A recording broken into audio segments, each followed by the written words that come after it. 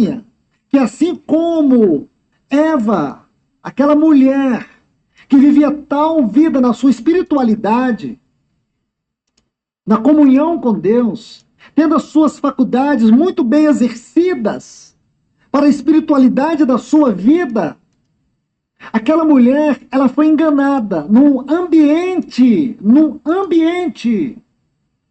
que não tinha o pecado, porém tinha possibilidade do pecado. Porque quando Deus colocou o homem no jardim do Éden, Gênesis 2,15, diz que Deus o colocou ali para o lavrar e para o guardar, porque o perigo o rondava.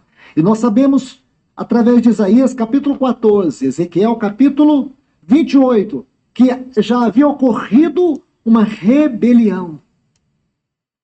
Dentro dessa rebelião cósmica, onde Satanás procura usurpar o lugar do Filho na glória, isso trouxe, sim, nós sabemos, porque Gênesis 1, 2 e 3 vai nos dizer isso.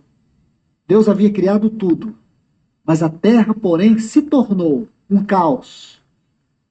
Isaías 45, 18 diz que Deus não a criou para ser um caos, ela se tornou um caos. Então, Isaías 14, Ezequiel 28 vai nos dizer isso. Então, irmãos, por isso Deus ordena para o homem guardar. E porque Adão não guardou, a serpente entrou e iludiu. Essa palavra iludiu, nós estudamos ela ontem. Isso tem a ver com as sutilezas, com a maneira maliciosa, às vezes imperceptível, como o inimigo nos engana, como ele nos seduz. Ele vem por meio da nossa alma, da nossa mente, da nossa vontade, das nossas emoções, e ele nos engana. Então é possível sim, irmãos, mesmo com as nossas faculdades espirituais, com livre exercício sobre as nossas faculdades almáticas, nós incorrer no engano, no pecado.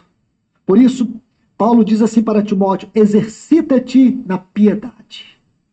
A vida devocional tem que ser um exercício para fortalecer o nosso espírito. Quando nós fracassamos no exercício da piedade, então nós estamos dando lugar para que a nossa alma se fortaleça. E o perigo de tudo isso é que ela se torne um campo fértil, ou que ela se torne suscetível às artimanhas do inimigo. Esse era o receio de Paulo. Então sabemos que o homem caiu. Então lá em Gênesis 6:3, Deus coloca uma sentença: meu espírito não agirá para sempre sobre o homem, porque este é carnal. Agora, o que aconteceu? Ali, naquelas faculdades interiores, espírito e alma, é como se houvesse um bloqueio. Justamente isso. E por que nós sabemos isso? Ora, porque a Bíblia diz em Gênesis capítulo 3, quando Deus coloca a sentença sobre o cuidado que deveria se ter em relação à queda, à desobediência, Deus disse para ele que se ele comesse daquele fruto, morrendo, morrerás. Isso tem a ver com a morte espiritual e a morte eterna. E quando você lê Efésios 2, a partir do versículo 1 começa assim: e vos deu vida, ou vivificou, estando vós mortos. E Paulo vai tratar esse assunto morte espiritual no capítulo 2 com mais propriedade. Ele vai dizer que essa morte é separados de Deus. Foi justamente o que aconteceu com o homem.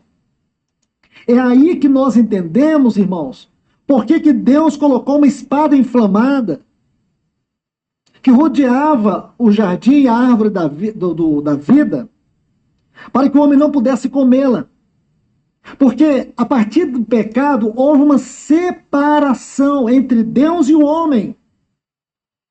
E aqui Paulo vai dizer que essa separação é designada pela morte, pela ineficácia da sua vida espiritual. Suas faculdades espirituais perderam a sua eficácia.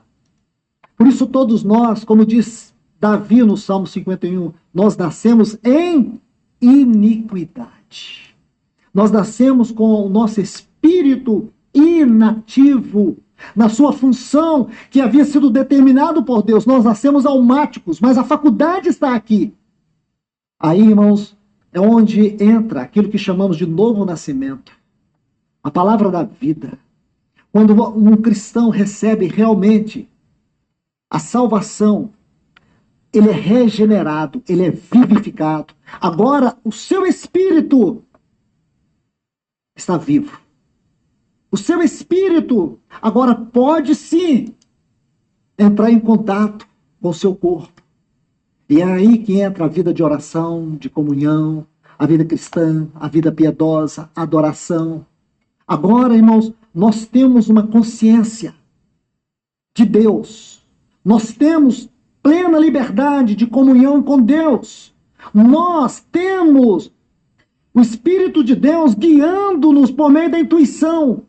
Você já ouviu um cristão dizer assim: irmão, eu estava fazendo algo, mas o Senhor me disse para não fazer. Alguém que já teve essa experiência? Todo mundo tem, não é?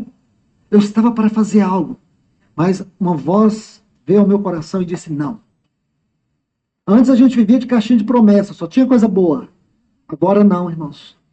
O Espírito Santo fala no seu espírito: não vá, não faça. Quantas vezes? Ou seja, senhores, o Filho de Deus tem a habitação do Espírito Santo e é ele que deve nos dirigir ao que vamos fazer, não o nosso eu. Isso é vida espiritual. Você percebeu um livramento de morte na sua vida por causa de uma voz que veio ao seu coração. Onde aconteceu isso?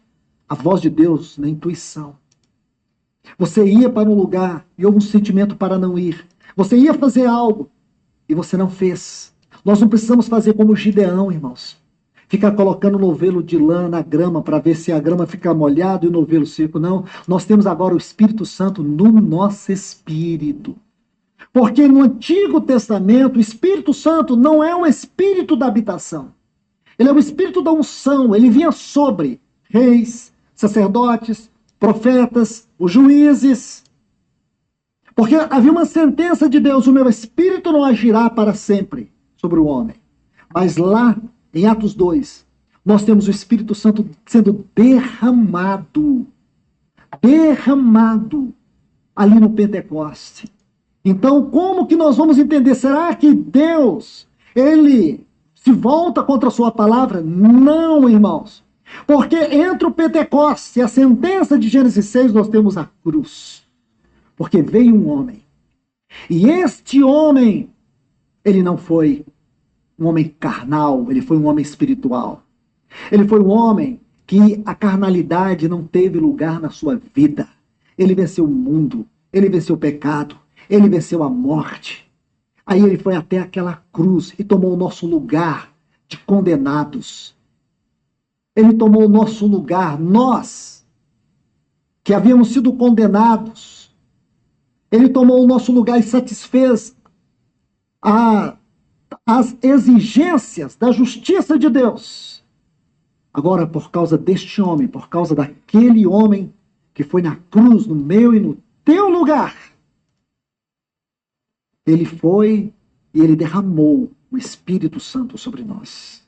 Agora, o Espírito Santo, irmãos, ele veio para nos habitar.